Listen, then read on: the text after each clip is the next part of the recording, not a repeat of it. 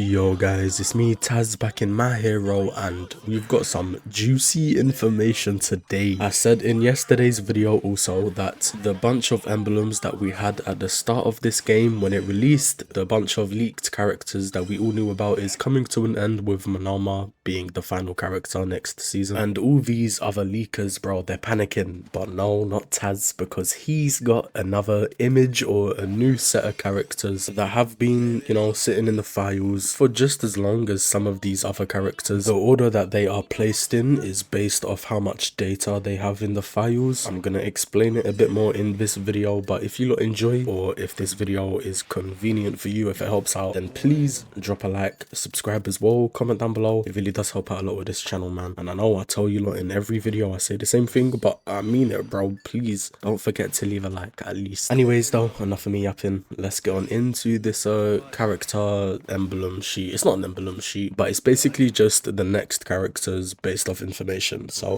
let's get on into it. Okay, so firstly, this needs to be explained. This is from the doc, by the way, so credit to him, shout out to him. And we all know Monoma's coming out season 11. Here is an image of what the current release order is looking like based off of the amount of data in the asset registry bin. The green color is if we get double characters in the upcoming anniversaries. Red is if we only get one. So let's just focus on the red ones for now, except for season 12 and 13. So for season 12, it's looking like Tamaki, he has had a lot of data added recently, which is definitely a big sign for him coming within like the next 2 to 3 seasons. I think it's just 2 seasons. They do 2 seasons in advance. The developers, when they're adding in information like this for characters, I do just want to say that if you want more information on any of these characters except Hood, Sero, Miracle, Gentle Criminal, Mei Hatsume, then I have other videos on my channel of every other character, all of their animations, all of their information, damage numbers. So you can go find that if you're interested in those characters, minus the ones I just stated. But as I said, yeah, Tamaki had the most data added in recently, and then by the looks of things, we got Stain, and then for some reason Mineta. I really hope this isn't gonna be the case here. I hope we get Tokiyami before Mineta, man. We might get Mineta along with Stain in season 13 and then get Tokiyami in season 14, but if that's not the case and we only get one character for the anniversary, then Mineta will come season 14 and then Tokiyami season 15. I hope that makes sense why there's 2 numbers on some of the characters. But we got season 14, my boy Tokiyami. I can't wait for him to be in the game. I'm definitely going to be number 1 Tokiyami, bro, don't care. And then we got the longest awaited character in My Hero Ultra Rumble, Jiro. She's been in the files since like season 3, season 15, so nearly 12 seasons later she might get released. That's insane work, by the way, considering that's like my most hyped video on my channel is a Jiro showcase animation. But after Jiro, we do have Midnight. I have done a modded showcase on Midnight and I think we did use some of her animations, but for the most part that was modded.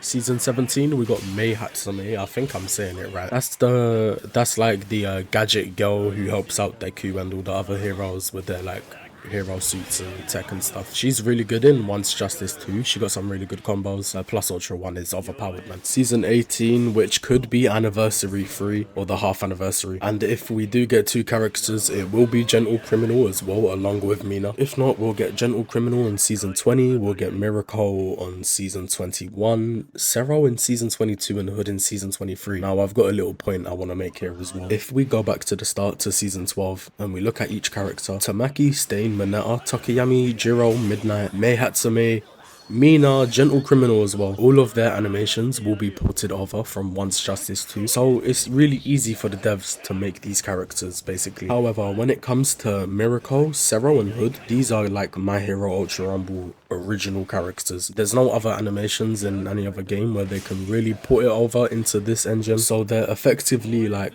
putting more work on themselves when they're going to be closer to EOS, when they've already made all their money from the past 9 characters there. I doubt we're gonna see Hood, Sero or Miracle. Like there's a high chance, I personally think. I know a lot of people might disagree. I can't see this game getting to season 22 and 23, bro. I really can't. Like that's another year and a half. That's 3 years total this game has been out for them. Am I really going to be doing YouTube on My Hero for the next 2 years?